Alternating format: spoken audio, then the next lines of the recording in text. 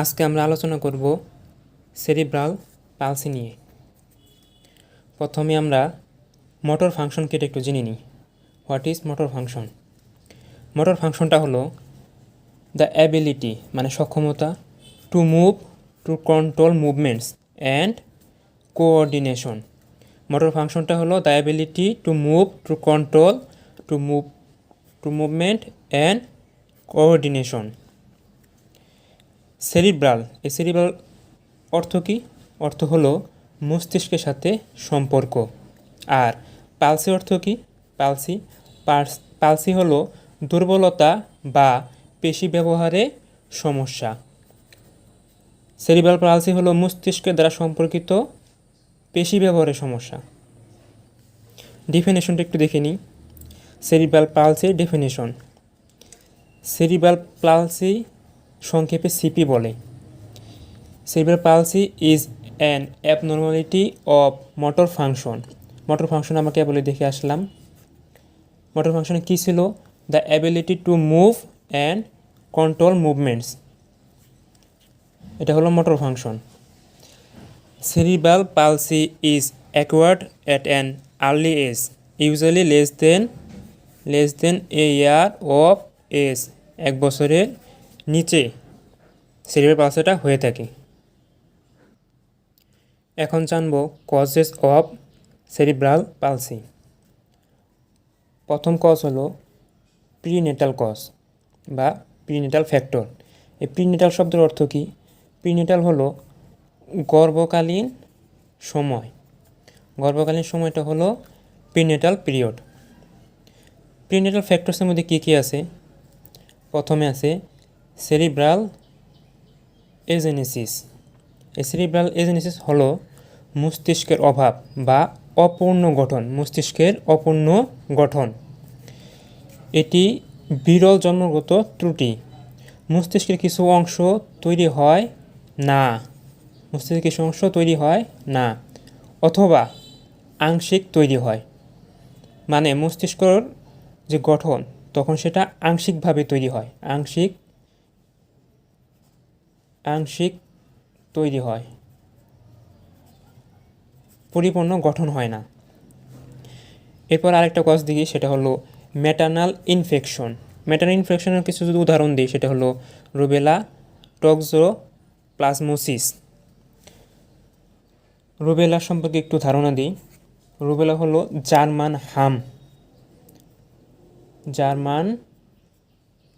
হাম। আরেকটা নাম আছে, সেটা হলো 3 দিনের হাম। এই রুবেলা রোগটা ভাইরাস দ্বারা হয়। এই রোগটা হলে স্বভাবত মা বুঝতেই পারে না যে তার এই রোগটা হয়েছে।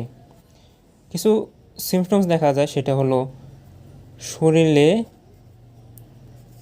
লাল অথবা গোলাপি ফুসকুড়ি দেখা যায়, লাল অথবা গোলাপি ফুসকুড়ি টাইপের দেখা যায়। এই জন্য এটাকে কেউ অতটা গুরুত্ব দেয় না। টক্সোপ্লাজমোসিস সম্পর্কে একটু বলি। এটা হলো মূলত পরজীবী ঘটিত রোগ। এটার যে জীবাণু তার নাম হলো টক্সোপ্লাজমা গন্ডি। এই জীবাণু দ্বারা টক্সোপ্লাজমোসিস হয়। এরপরে আছে ম্যাটার্নাল ডিজিজের মধ্যে আছে জেস্টেশনাল ডায়াবেটিস মেলাইটাস এবং হাইপারটেনশনটা হলো উচ্চ রক্তচাপ।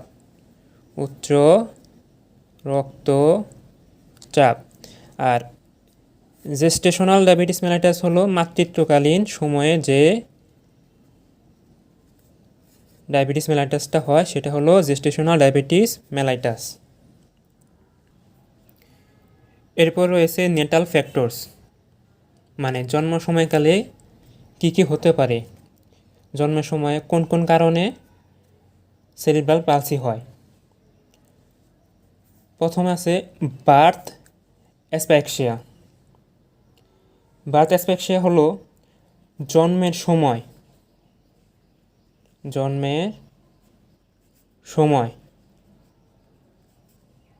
অথবা জন্মের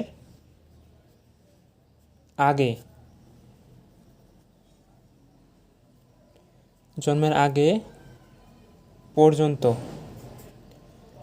যদি বাচ্চার অক্সিজেনের অভাব হয় অথবা অক্সিজেন না পৌঁছায়, তবে সেটা কি হবে?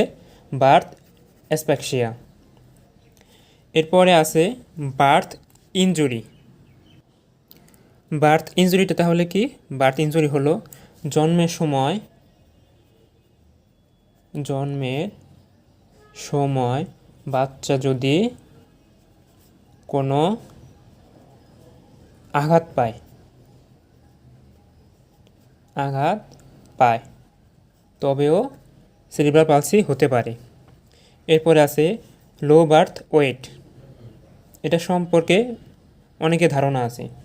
লো বার্থ ওয়েট হতে গেলে বাচ্চার ওজন কত হতে হবে?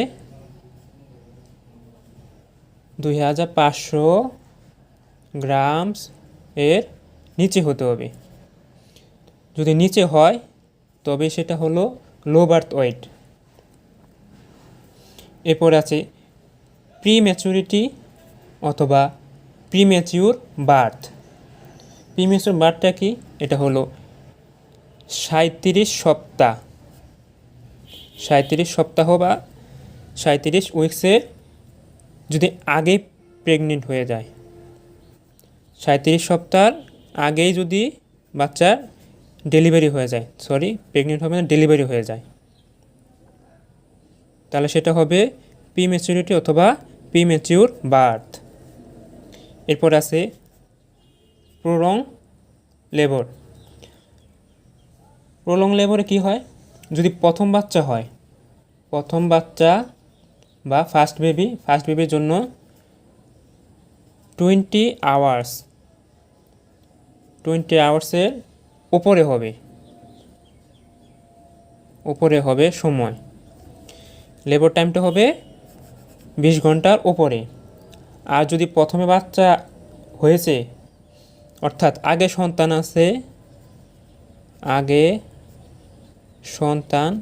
আছে এমন যদি মা হয়, তবে কি হবে? 14 ঘন্টার উপর যদি লেবার হয় তাহলে সেটা হবে প্রলং লেবার।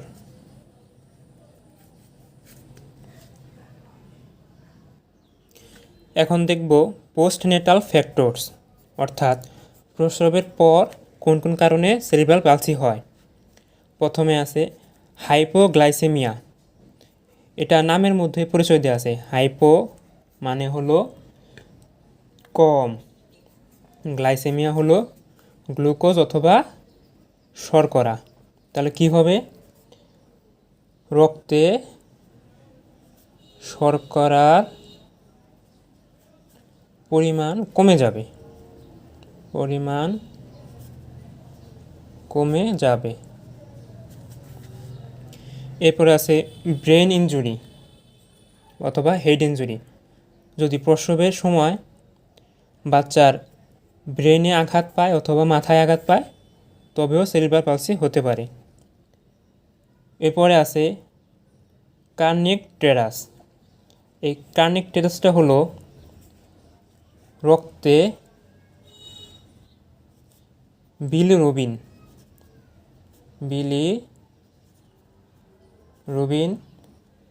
এর পরিমাণটা বেড়ে যায়, অর্থাৎ অতিরিক্ত বিলিরুবিনের পরিমাণই হলো কার্নিক টেরাস। এরপরে আছে মেনিনজাইটিস হলো ব্রেন বা আমাদের যে মেরুদণ্ড আছে, মেরুদণ্ড এর ঝিল্লির প্রদাহ তারপর আছে এনসেফালাইটিস। এটার মধ্যেও শব্দের মধ্যেই বোঝা যায় কিভাবে এটা নির্ণয় করা যাবে, সেটা হলো লাইটিস। লাইটিস মানে হলো প্রদাহ। এনসেফালাইটিস তাহলে কি? এনসেফালো দিয়ে বোঝা হলো মস্তিষ্ক। মস্তিষ্ক, তাহলে এনসেফালাইটিস হলো মস্তিষ্কের প্রদাহ। এরপরে আছে সাবডুরাল হ্যামোরেজ। হ্যামোরেজ শব্দটার অর্থ হলো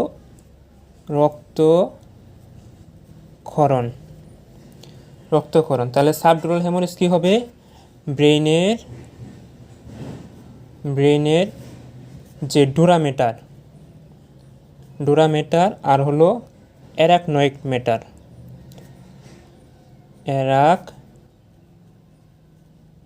ম্যাটার, এই দুই ম্যাটারের মধ্যে যদি রক্ত জমাট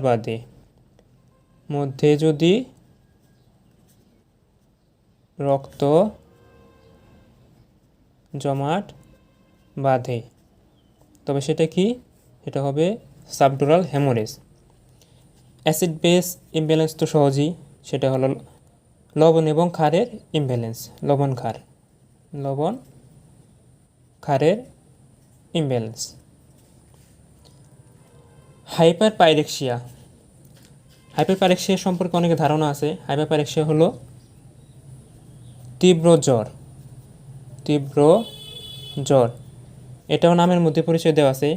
হাইপার মানে তীব্র বা বেশি, আর পাইরেক্সিয়ার অর্থ হলো জ্বর।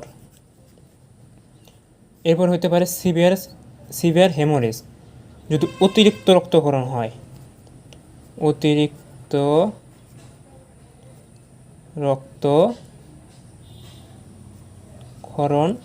হয়, তবেও সিপি অর্থাৎ সেরিব্রাল পালসি হতে পারে।